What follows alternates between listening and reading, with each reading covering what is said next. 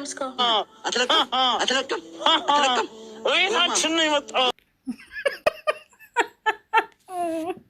ኧረ ወይኔ ሞትኩኝ ዛሬስ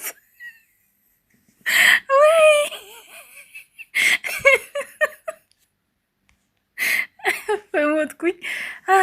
ሰው በራሱ ላይ በዚህ ልክ ያሟርታል። ሰላም ሰላም፣ እንዴት ናችሁ ውድ ቤተሰቦች? ቪዲዮን ላይክ እና ሼር ሰብስክራይብ ማድረግ አትርሱ። ሰብስክራይብ ስታደርጉ የደወል ምልክቱን ተጫኑ።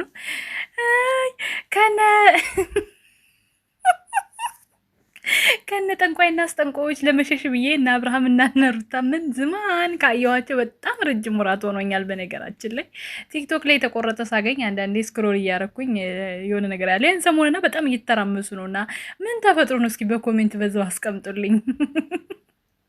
ምን ተፈጥሮ ነው እዛ ሰፈር ማለት ነው? ተመተተ አስመተተ ይላሉ። እግዚኦ ማረነ ክርስቶስ። እንዲያው እኔ ቲክቶክ ላይ ያላችሁ ሰዎች ግን ማለት ነው ምናችሁ ነው የሚያማችሁ? ህይወት የላችሁም ወይ? በቃ ገዝት ከፍታችሁ ጭራሽ ብላችሁ ስለ ጠንቋይ ታወራላችሁ። ደግሞ እዚህ ስመጣ የእናንተ ይሻላል።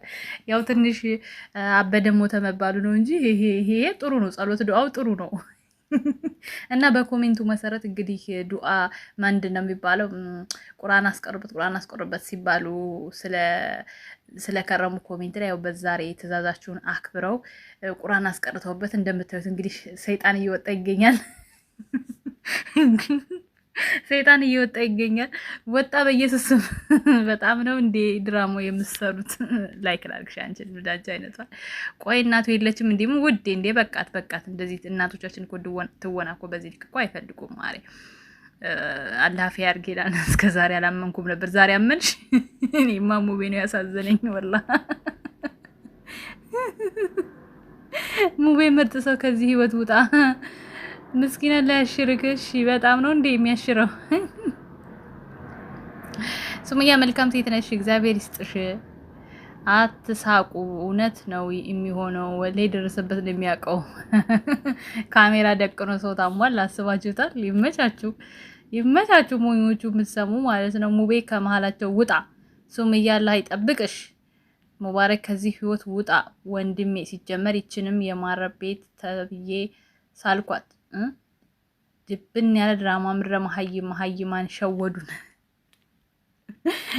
ሼክ ተብሎ የመጣውን አያችሁት? ልጅ እኮ ነው፣ ወጣት ማለት ነው። ለምን ሸፋፈኑት በዚህ ልክ?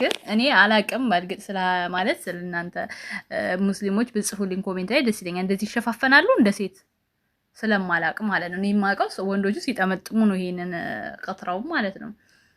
እና እስኪ እናንተ ደግሞ ኮሜንት ላይ ጻፉ። ለምን ይመስላችኋል? ልጁ የሚታወቅ ተዋናይ ስለሆነ ያኔ ከነሱ ውስጥ ስለሆነ ነው እንደዚህ የተሸፈነው ብዬ ነው የማስበው። እንደዚህ ሲሸፈኑ ነው አይቻይ ስለማላቅ። እኔ የገረመኝ እናቱ የት ናት? ወንድም እህት የለውም እንዴ?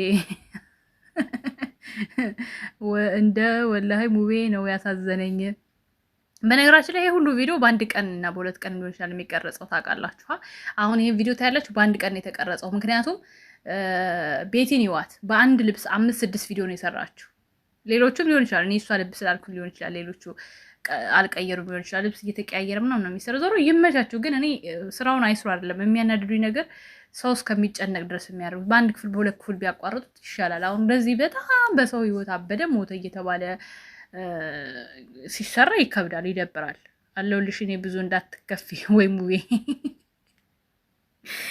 አሬ ዳውት ምንኛ ጊዜ ነው የደረስንበት ወገን። እውነት ይሁን ውሸት ማይታመንበት ውሸት ነው ማሬ። እኔ ልንገርሽ ውዴ፣ አይ ሙቤ እንደው ምን ውስጥ እንደገባህ ሙቤ። ግን ከነዚህ ብዙ ሰዎች ብትርቅ ነው የሚሻልክ። እሺ ሱምዬ እኔ እናት። ኦኬ ሌላ ደህና ኮሜንት የለም እንዴ? ሱብያ መልካም ነሽ፣ እግዚአብሔር ያክብርሽ። በቃ እንደዚህ እያለ ዞሮ ግን ማለት ነው። ዛሬ እንግዲህ እንደዚህ ከተባለ ነገ ደግሞ ሰሞኑን ከረም ብሎ ድራማው ሊያበቃ ይችላል። ወይ ደግሞ ሲሻለው ከወዲሁ ለምን አልነግራቸውም የተዘጋጁበት ማለት ነው። ሲሻለው እንትናን አፍቅሮ ይመጣል፣ ሱሜን አፍቅሮ ይመጣል። ጠብቁ ማለት ነው። አሚር ማለት ነው ፍቅር። ሌላ ነገር ደግሞ ልንገራቸው፣ ሰበርና ትኩስ ዜና። እኔ የምኖረው አሜሪካ ነው፣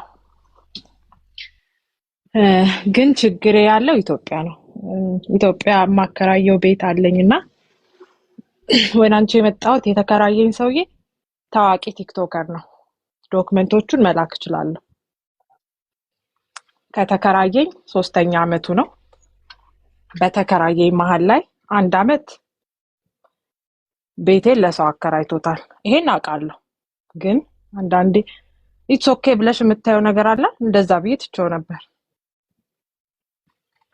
ማለት አሳማኝ ስለነበረ ያከራየበት ምክንያት አሳማኝ ነው። ግን ውክልና ያላት የቤቴ ውክልና የ60 ዓመት እናቴ ናት። ተወካይ እሷ ስለሆነች እሷ ደግሞ ስራ የሚሰራ ልጅ ነው፣ ቲክቶከር ነው። ይደግ ኢትስ ኦኬ በቃ ብለን ትተነው ተቀመጥን ማለት ነው። አሁን እስቲ እኔ አላቅም በፍርዱ ላንቺ ልተውና 22 ውስጥ ላይ ባለ 2 መኝታ ቤት 30 ሺህ ብር ነው የሚከፍለው። 30 ሺህ ብር ባለ 2 መኝታ ቤት የለም።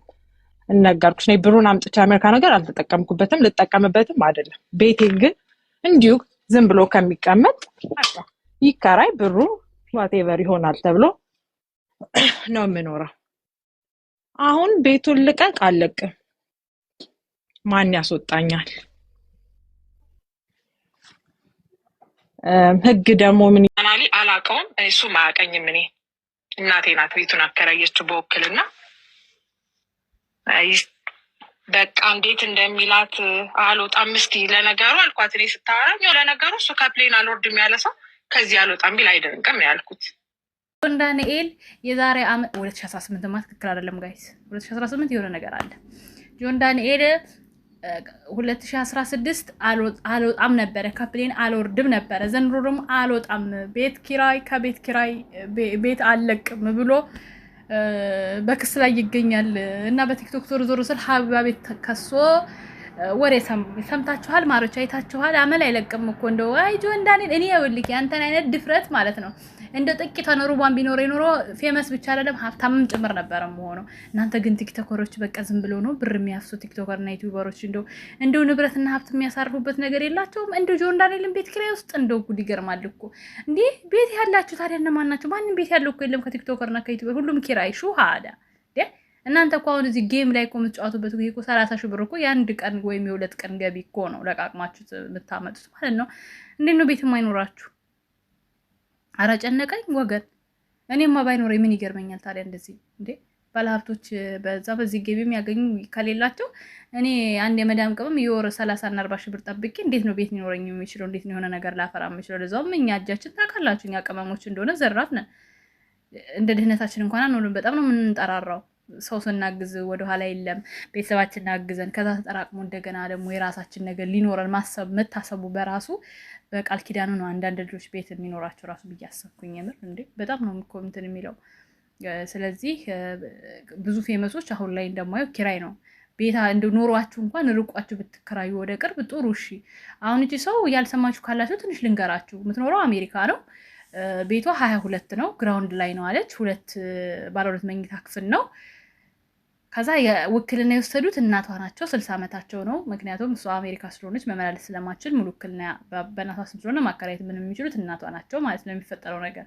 ከዛ በ3 ዓመቱ ነው ከተከራየው 2 ዓመት አብሮ ኖሯል። 1 ዓመቱን ደግሞ አከራይቶታል። ያከራየበት ምክንያት ያው በታሰረ ሰዓት ማለት ነው። እሱንም ችግሩን ተረድቼ ችግር የለውም ብዬ ትቸው ነበር። ከዛ 2 ዓመቱን ሲጨርስ ለእንትን ልንል ውልና ማስረጃ ሄደች ተፈራረሙ ስንባል እንደገና ውሉን አደስን አለች።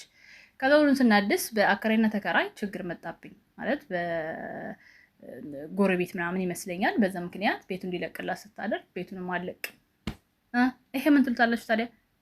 አሁን ታዲያ እውነት እንደው የጆን ዳንኤል ያክል ድፍረት ቢኖረን ወገን እንደው ይሄንን አይታችሁ የምትሳደቡ አጠፎም የራሳችሁ ጉዳይ፣ ስራችሁ መሳደብ ነው። ተሳደቡ። እኔ አቃቋን ነጭ ነው የምናገረው፣ አይመለከተኝም። ስለዚህ ጆን ዳንኤል ምንድን ነው እንዴ በየአመቱ የምታስደምመን የምታስደንቀን ነገርስ? የማን ጉድ ነክ እንዴ? አይገርምም እንዴ? ለማንኛውም ውዶቼ ላይክ፣ ሼር፣ ሰብስክራይብ አድርጉ። እስኪ ተንቀሳቀሱ። 10 ሺህ እንግባ ቢያንስ ውዶቼ። አዎ ሼር አድርጉት። ቲክቶክም ላይ ፖስቱኝ እስቲ። አይዟችሁ ቲክቶካችሁ እንደሆነ አይጠላኝም እናንተ በፖስቱ። ለማንኛውም ወዳችሁ ፈቅዳችሁ ለምትከታተሉ ሁሉ ከልብ ደግሞ አመሰግናለሁ። የምትወዱኝ የምታከብሩኝ ደግሞ ትንሽ ኮፒ ሊንክ አድርጉት እንዲንቀሳቀስ። ወዳችኋለሁ።